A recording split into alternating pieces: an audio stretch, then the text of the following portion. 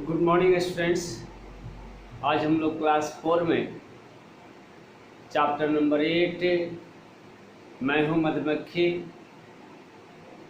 जो संचिता बुक से है का लिखित प्रश्न उत्तर करेंगे, जिसमें कि लास्ट बच गया था आपका अंतिम क्वेश्चन था क्या लिखित का कि मधुमक्खियाँ शत्रुओं से अपना बचाव कैसे करती हैं। तो मधुमक्खियाँ शत्रुओं से अपना बचाव कैसे करती है, सभी बच्चे लिखेंगे।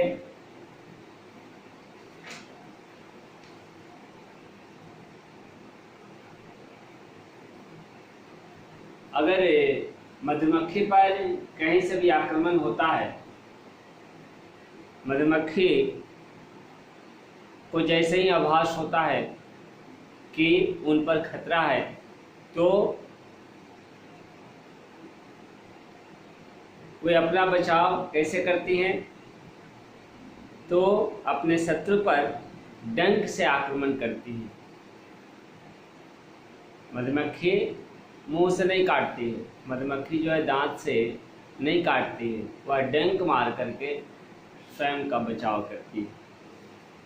तो लिखिए इसको, क्या मधुमक्खियां शत्रुओं से अपना बचाव कैसे करती हैं। लिखित का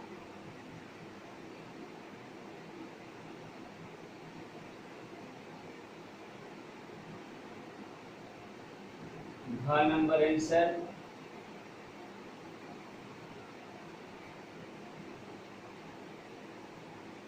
मधुमक्खियां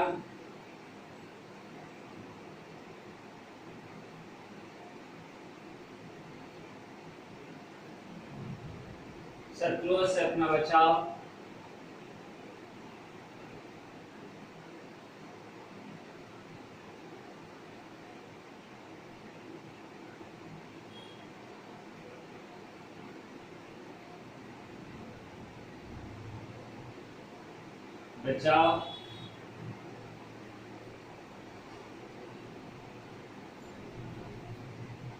उस पर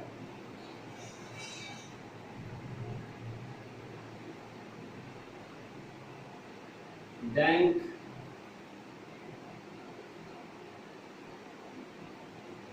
से आक्रमण करके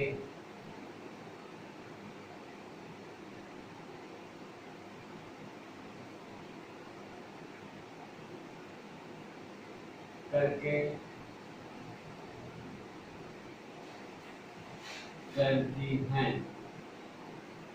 मधुमक्खियां शत्रुओं से अपना बचाव उस पर डंक से आक्रमण करके करती हैं।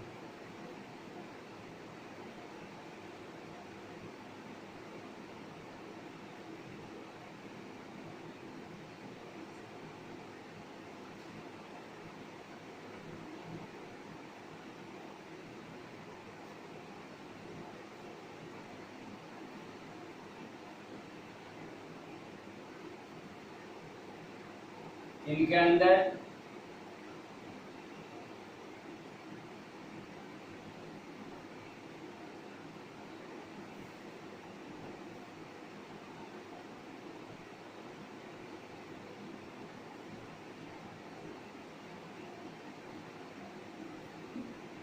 इनके शरीर के अंदर से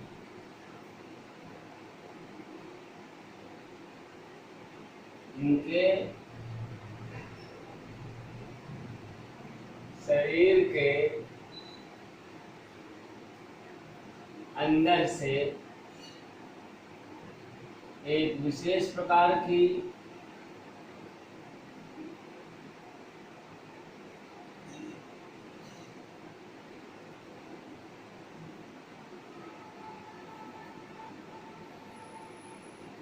शारीरिक गंध निकलती है।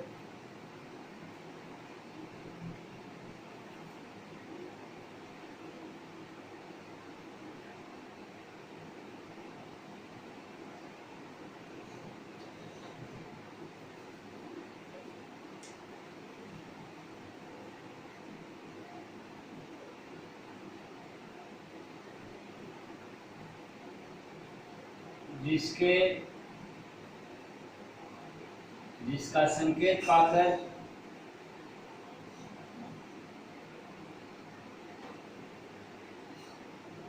सभी मधुमक्खी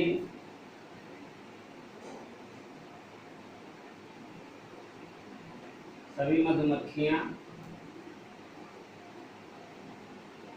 सावधान हो जाती हैं।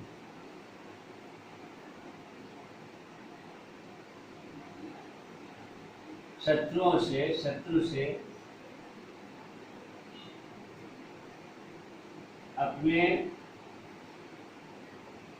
शत्रु से सावधान हो जाती हैं। देखिए एक बार इस आंसर को, क्वेश्चन है, फिर से एक बार देखिए कि मधुमक्खियां शत्रुओं से अपना बचाव कैसे करती हैं। तो देखा जाए, एक बार आंसर को देखा जाए, उत्तर को कैसे है।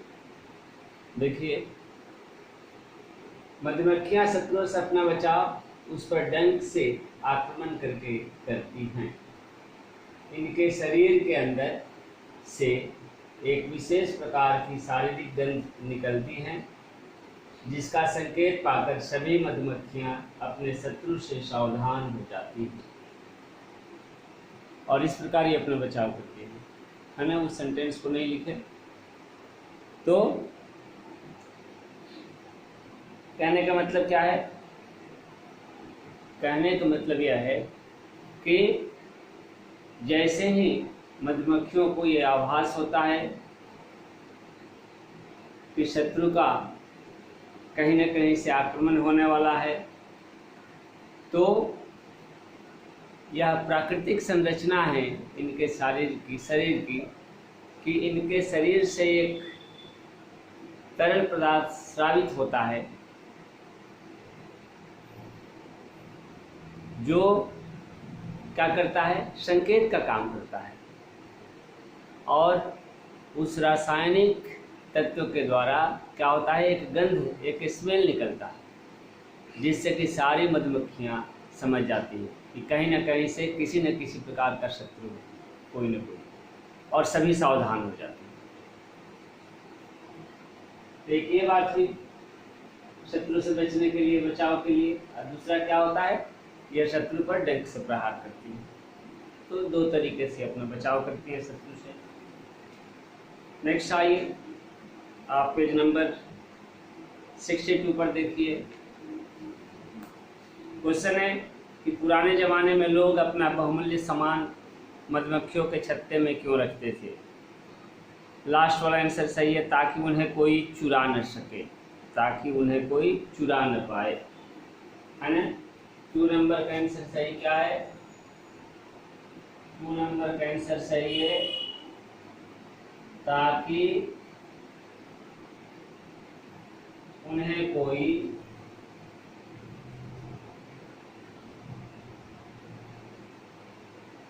चुरा न पाए, चुरा न सके या चुरा न पाए। ठीक है। पुराने ज़माने में लोग जो है अपना बहुमूल्य सामान मधुमक्खियों के छत्ते में रखते थे। क्यों? क्योंकि उन्हें कोई चुरा न पाए। ठीक है। नेक्स्ट है,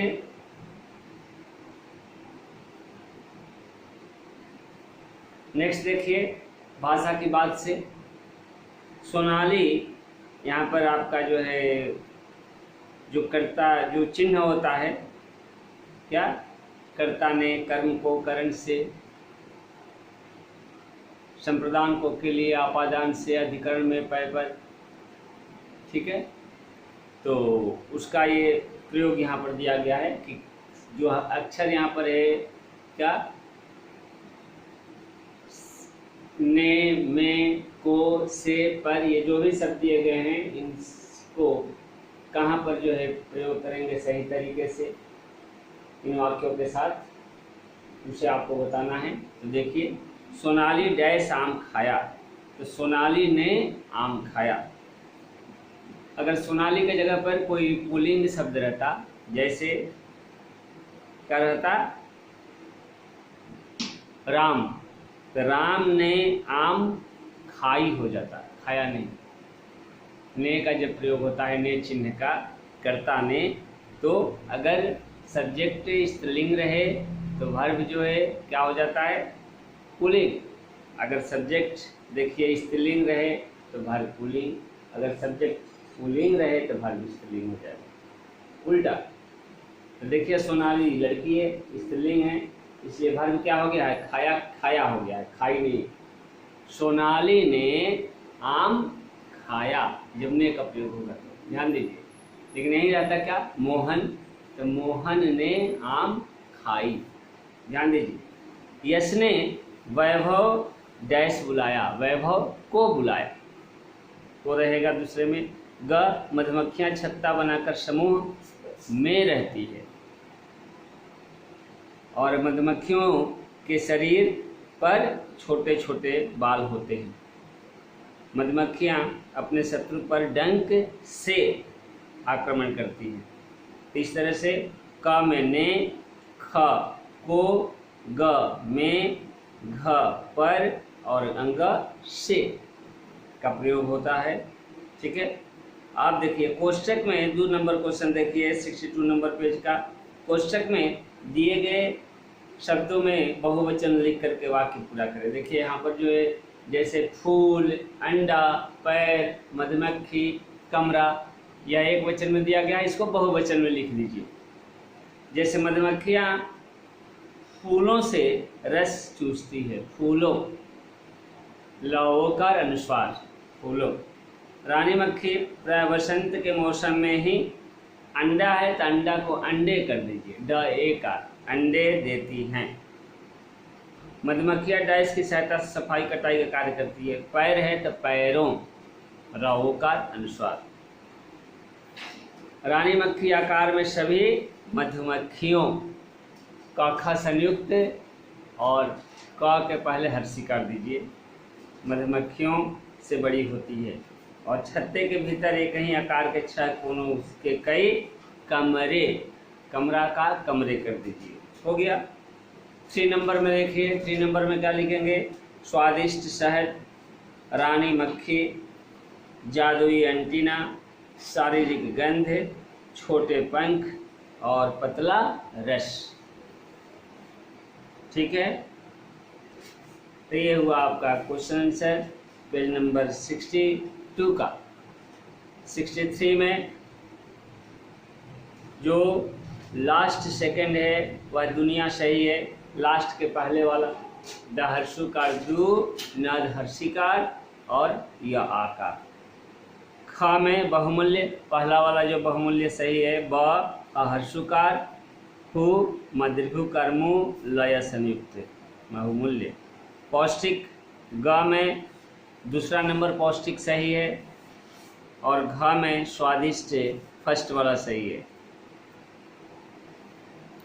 फिर 5 नंबर क्वेश्चन देखिए, शहद का अर्थ मधु, रोचक, मनोरंजक, समूह, झुंड, आक्रमण, हमला, निर्देश, आदेश, परिश्रमी, मेहनती, सहायता, मदद, सावधान, सतर्क। हो गया, तो इतना ही रहने देते हैं। नेक्स्ट डे जो है आपको PDF से क्वेश्चन भेज देंगे आंसर। आज के लिए इतना ही, धन्यवाद।